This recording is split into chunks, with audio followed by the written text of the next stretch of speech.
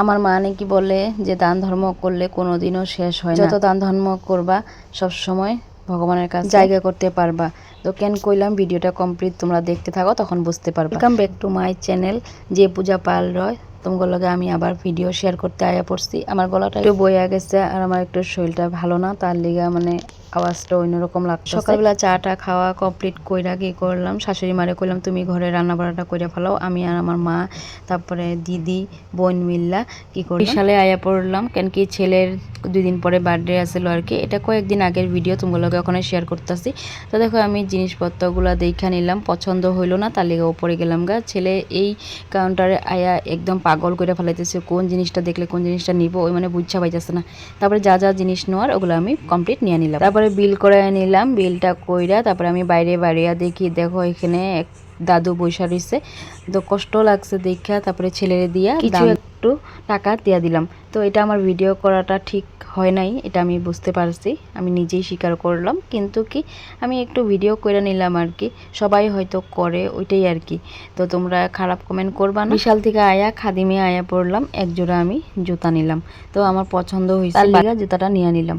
তারপরে এখানে দুপুরবেলা আয়া খাওয়া দাওয়া কমপ্লিট করে নিলাম আমরা সবাই মিললাম, মা আমি শাশুড়ি মা সবাই।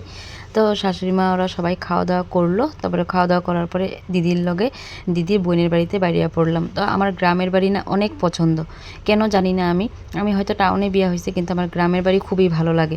তো তার লিগা দিদিকে কইলাম যে দিদি তুমি দিদির বাড়িতে নিয়ে যাইবা।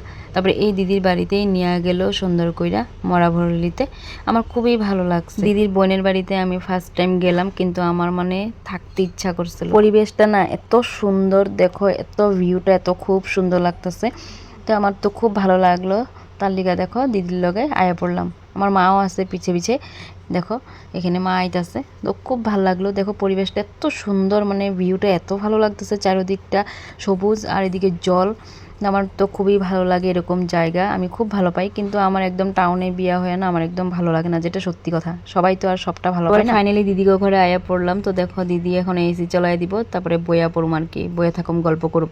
তো দিদি কইছে কি থাক দরজা উরজা লাগাই দিই, সুন্দর সবাই মিল্লা বইয়া এসিটা চলাই দিই, গরম লাগতেছে, বইয়া গল্প করুম। তারপরে সবাই এতই গল্পের মধ্যে মগ্ন, মানে এত হাসাহাসি হইতেছিল, মানে আইতে ইচ্ছা করছিল না, তোমরা দেখতেই পারতেছো আমি মানে এত খুশি আর কি, মানে আমি ঘরে থাকলেও এত মানে হাসি না, যে দিদির ঘরে গিয়ে আমি এত খুশি হয়েছি। তারপরে দিদির রান্নাঘরের পেছন সাইডটা দেখো এত সুন্দর, তারপরে দিদি আমগরে সবাইরে চা বিস্কুট তারপরে এদিকে ভুজিয়া দিয়া দিল। আমি তো চা খাই না, কিন্তু তবু আজকে সবার লগে গল্প করে করে চা খাইয়া নিলাম। তারপরে ঘরে আইলাম, পার্সেলটা আইলো, তো দেখো পার্সেলটার ভিডিওটা তো তোমাগুলো আগেই শেয়ার করছি, কেমন লাগছে কমেন্ট করে জানাইবা।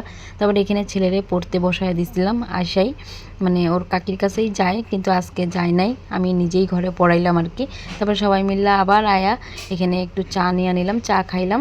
তো এখানে পকোড়া বানাইছিলাম, বিস্কুট দিয়া চাটা খাই নিলাম। পরেও কেউ কমেন্ট করে কইব তুমি বলে চাই খাও না, কিছু কিছু মানুষে আমার পেছন দিকে কয় কথাটা, কিন্তু আমি কানে দিই না, কেন কি আমার জামাইটা খাই, আমি কারোটা খাই না, ঠিক আছে। সো এই কথাটা আমি গায়ে মাখি না।